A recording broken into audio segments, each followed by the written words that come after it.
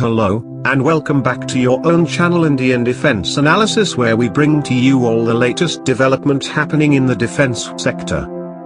The country known for free speech and secularism is once again facing the heat of Islamist terrorism. A lady administrative police worker was barbarically stabbed to death in an assault on a police station in a broad daylight. The 49-year-old woman and mother of two who was returning from a lunch break when she was stabbed in her throat twice. She succumbed to her injuries shortly afterwards. The attacker shouted Allahu Akbar during the attack, which took place in the secure entrance area of the police station on Friday at around 2:20 p.m. The attacker was then shot dead by the security forces. 3 people have been detained in connection with the attack.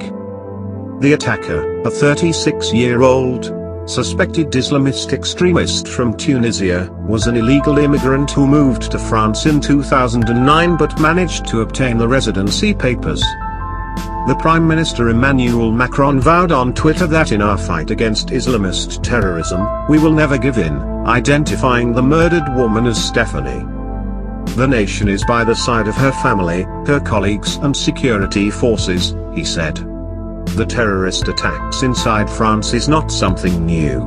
The world has witnessed several terrorist attacks last year and before. On the morning of the 29th of October 2020, 3 people were killed in a stabbing attack at Notre-Dame, Nice, when a recently arrived Tunisian went on a stabbing spree. On 16th of October 2020, Samuel Paty, a French teacher, was beheaded in broad daylight for teaching the freedom of expression. Abdullah Kanzarov, a young Chechen refugee and an immigrant teenager, who was not even the student of the school where Samuel Paty was teacher, was offended by caricatures of the Prophet Muhammad shown in his class on free speech.